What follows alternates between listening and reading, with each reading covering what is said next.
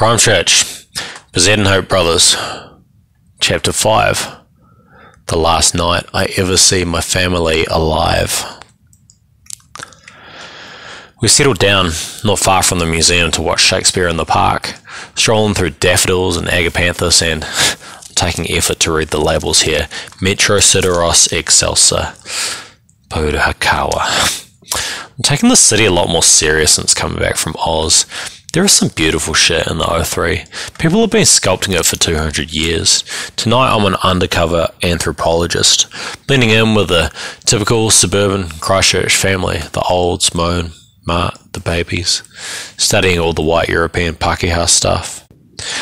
Thinking deep and hard about how I got pointed here, we gather in the gardens round a thrown-up stage to worship an English writer dead for 5 centuries in a park populated with trees imported from Europe.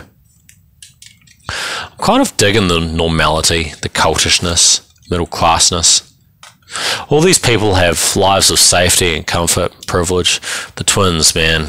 God, Artie and Crystal, my babies. I wish I had a smoke to stop myself worrying about them. I lean into the pram, kiss their faces 100 times. I might not see you after tonight, boys and girls. Artie, you can be the man of the house. And Crystal, you keep your mum company, alright? So I've decided I'm going to finish it all tonight, this whole cycle. We're going to go have some hard words with Christchurch's biggest bully. We're going to stand up for my family. We're going to carve a trench around us that the troll cannot cross. And I'm not too ashamed this time to have my little brother help. We're going to shake that Chong monster off our tail too. So working in synchrony, me and Winston distract Mums and the old man with presents and compliments. We buy them tiny bottles of Lindauer from the food trucks, $12 a sip. Keep them complacent, and they kick back on a bed of redwood needles on the warm summer grass, loving Shakespeare. I ball up my hoodie, tuck it under Mumsy's head for her to lie down in the garden, and watch the well-spoken white actors keep the bard alive. I give my dad a quick back massage. My phone buzzes in my pocket. Jade texted me. We've been messaging back and forth all day. Me and Winston check our watches. It's 0 hour. I give Moan a kiss on the cheek. I blow on my baby's bellies. Moan squeezes my fingers real tight, then lets me go. Mona holds on to my fingers. I pull away. Got a jet, I tell her. Man stuff. We creep away. The mission begins. As we step through hundreds of families lying on picnic blankets on the grass, I look for reasons to turn back. Every time I look over to Minnie, he's expecting my gaze, and his face says, I'm not sure about this, and I know you're not, but we both know there's no way out. The babies are crying, I can tell. I try to point my ears forward, away from them.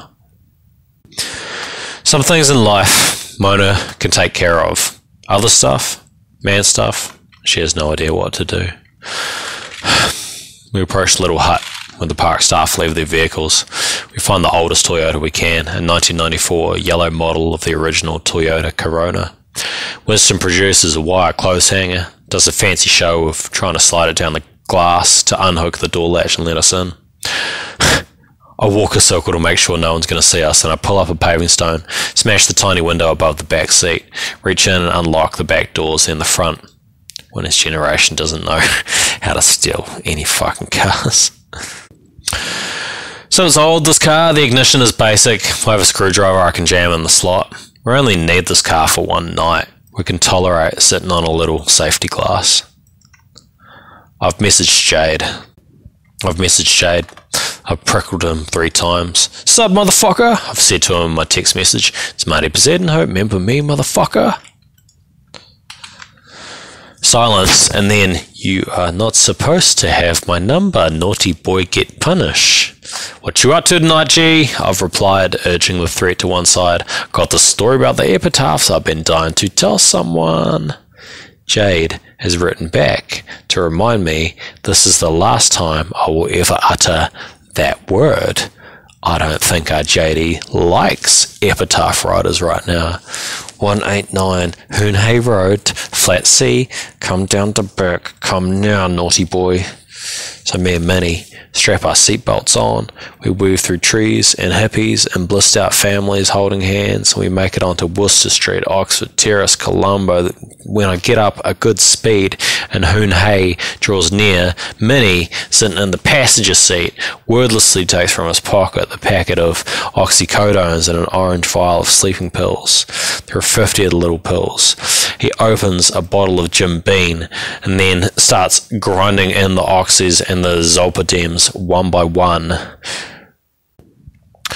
We stayed up all night discussing this on the floor in our sleeping bags, our first sleepover in 15 years. We even borrowed Mona's Smiggle journal to write the plan.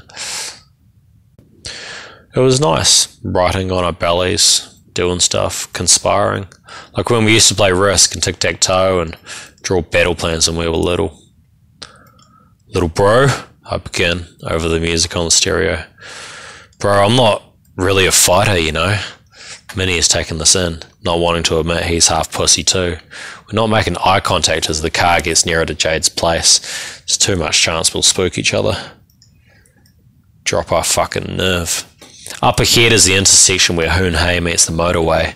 We could get northwest if we wanted, blaze out the motorway through Hornby towards the west coast, get witness protection. But we don't, because the bungee cord snaps us back. All this because of the code, I tell the city, rolling by my window. I can see Winston's mouth searching for words. It's pointless even questioning the bro code, the code of honour, the code of hidings. The code was around before we were even a sperm and dad's diddle, and it'll be around long after, unless, God, what would it take? Anger management counselling for every dude in the city. We roll slowly down Hoon Hay Road. I put on the radio, If I Die Tonight by Tupac is playing. Instinct says to switch it off. Instead I crank it. I drive 20 k's over the speed limit. 80, fucking Hyundai. Praying some cop stops me and puts me in jail. Jail will be a lot safer than where we are heading.